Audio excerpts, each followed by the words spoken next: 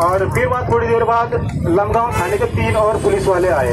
Sub inspector Sanjeev Kumar, sub inspector बाबू खान और constable Karan Singh, ये 3 आए। और बाबू खान जैसे ही आए इन्होंने मेरे को लात मारना चालू किया, लात मेरे को मारा। और फिर इस धर्मेंद्र रोंतला जो इंस्पेक्टर है इसने कहा कि आप सबके जूते चाटे। फिर सबके मैंने जूते चाटे। फिर इस धर्मेंद्र रोंतला ने बोला कि अब तुम लोग सब बाहर जाओ, और सब लोग बाहर चले गए। और इस धर्मेंद्र रोंतला ने मेरे सर पर पेशाब किए, मेरे सर पे पेशाब किए इसने। और फिर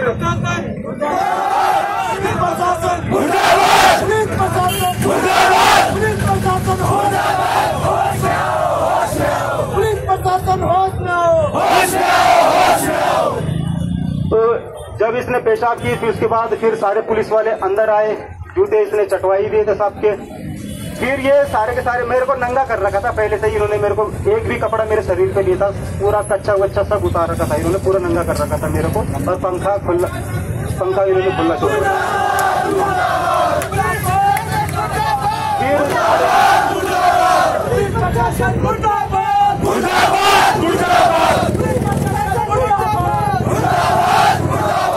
फिर ये सारे के सारे पुलिस वाले मेरे को उन्होंने उल्टा किया और मेरे पीठ पे पाँव रखा सबने, और हाथ पाँव उल्टे कर दिए और पाँव में जोर जोर से डंडे मारे इन्होंने। हाथ पाँव बहुत सूज रखे थे। फिर इन्होंने एक कांस्टेबल ने मेरे को इधर से पकड़ा और एक कांस्टेबल इधर से, और फिर मेरे को बोला कि आप इधर उधर चल। फिर इन्होंने उस रूम में कोटी कॉलोनी पुलिस स्टेशन के अंदर मेरे को रात भर इधर उधर दौड़ाया।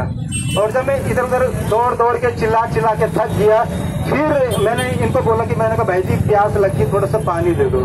फिर एक कांस्टेबल है शेखर, लमगांव में तैनात है वो, उसने पानी लाया गिलास में। और फिर जो इंस्पेक्टर था लमगांव थाने का धर्मेंद्र रोंतला, इसने बोला कि इस गिलास को इधर दे। फिर उसने गिलास मांगा, उसमें थूका उसने, और फिर मेरे को कहा कि अब इसको पी। फिर मैंने वो पानी भी पिया, क्योंकि अगर मना करता तो वो मेरे को तो मार ही रहे थे। और मैं ये लगा लो कि बहुत पहले से ही मार देता, उन्होंने बहुत ज्यादा मार देता। फिर वो भी पिया, पानी पिया। हाथ में बर्फ का, हाथ बहुत मोटे मोटे सूज रखे थे, हाथ में उन्होंने बर्फ का गोला पकड़वाया मेरे को, इधर उधर दौड़ाया, जूते चटवाए, पेशाब की, सब कुछ। और मेरा इंस्टाग्राम अकाउंट उन्होंने डिलीट किया था, उस पर 24,000 फॉलोवर थे और पुलिस से रिलेटेड उसमें सारी वीडियो थी उसमें। वो इंस्टाग्राम अकाउंट उन्होंने हॉटस्पॉट से कनेक्ट किया मेरा मोबाइल फोन, और वो डिलीट किया। और फिर रात को 12:30 बजे मैं वो मेरे को जाग चौराहे पे लेकर गए, और जाग चौराहे पे जब मैं पहुंचा, जब पुलिस वाले मेरे को लेके गए तो 12:30 टाइम हो रहा था उसमें। मैंने कांस्टेबल के फोन में देखा था 12:30 टाइम हो रहा था। तो फिर ये बाबू खान और संजीव कुमार उतरे, और बाबू खान ब्लेड से अपने हाथ पर खरोच मारने लगा, ब्लेड से खरोच मारी इन्होंने। और फिर कांस्टेबल इन सब लोगों ने मेरे को उतारा और मेरे हाथ में एक चाकू पकड़ा दिया, चाकू पकड़ाया और वीडियो बनाने लगे मेरी। और फिर ये इन्होंने चंबा पुलिस को भी कॉल की थी, चंबा पुलिस की गाड़ी वहां पर आई थी, चंबा पुलिस वाले आए थे जाग किराए में 9 मई 2025 को आए थे। और फिर ये मेडिकल करवाने शायद चंबा थाने में जा रहे थे, कहीं भी जा रहे थे। और जैसे ही जाग किराए से 2-4 किलोमीटर आगे गए, इनको किसी का फोन आया संजीव कुमार को कि अभी का प्लान कैंसिल करो, अब इसको सुबह का प्लान बनाना। फिर ये मेरे को वापस से कोटी कॉलोनी पुलिस चौकी ले गए, और वहाँ इन्होंने फिर सुबह तक मेरे को मारते रहे। किसी ने लात मारी, किसी ने मुक्के मारे, किसी ने डंडे मारे, किसी ने बेल्ट मारी, सुबह तक मेरे को मारते रहे ये। फिर ये सुबह जैसी रात खुली, ये मेरे को फिर जाग किराए में ले गए। वहाँ से लोग थे कुछ सवारी लोग जिनको कहीं जाना होगा। फिर ये जाग किराए से 20-30 या 40-50 मीटर मेरे को आगे लेकर गए ये पुलिस वाले। अब फिर वहाँ पर मेरे हाथ में चाकू पकड़ाकर इन्होंने फिर से वीडियो बनाई, और फिर ये ले गए मेरे को चंबा थाने में। और इन्होंने मेरे जेब में 120 रुपए डाले और मेरे को लेकर गए कोर्ट में। कोर्ट बंद था, लेट हो गई थी, तो बारिश भी तेज हो रही थी। जज साहब के सामने इन्होंने मेरे को खड़ा किया। जज साहब ने बोला मेरे को, भाई क्यों मारा इसको चाकू? मैंने कहा मैंने इसको चाकू नहीं मारा, इन्होंने अपना हाथ काटा है। तो फिर अपनी ये बातें करने लगी पुलिस वाले। बारिश भी तेज हो रही, तो जज साहब भी चले गए। जज साहब चले, जैसे जज साहब अपने घर पे गए, वैसे इन्होंने मेरे को जेल ले जाते फिर पीटा इन्होंने मेरे को, जेल ले जाते भी पीटा इन्होंने मेरे को।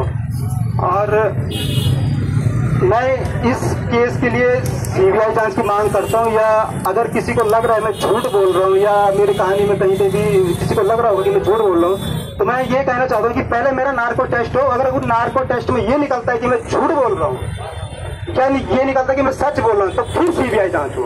मैं ये नहीं बोल रहा कि तुम,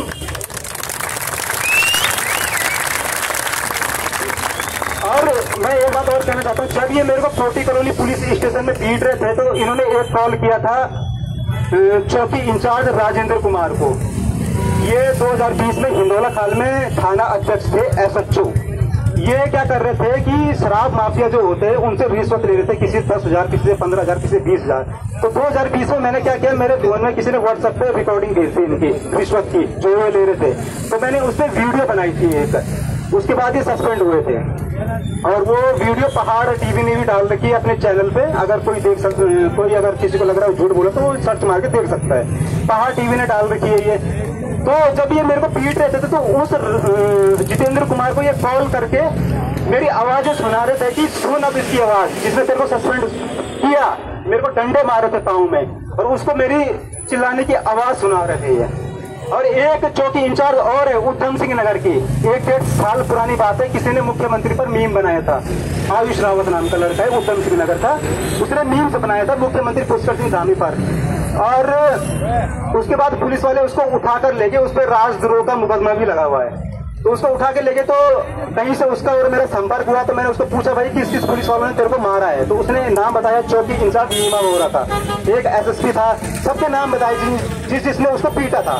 तो मैंने उसको बोला आयुष रावत की भैया उनकी फोटो दे दे मेरे को, तो उसने सारी फोटो दी मेरे को और मैंने उस पर एक कंप्लीट वीडियो बना दी अपने इंस्टाग्राम अकाउंट पर। उसके बाद क्या हुआ, उस चौकी इंचार्ज नीमा बोरा ने मेरे पे केस कर रखा।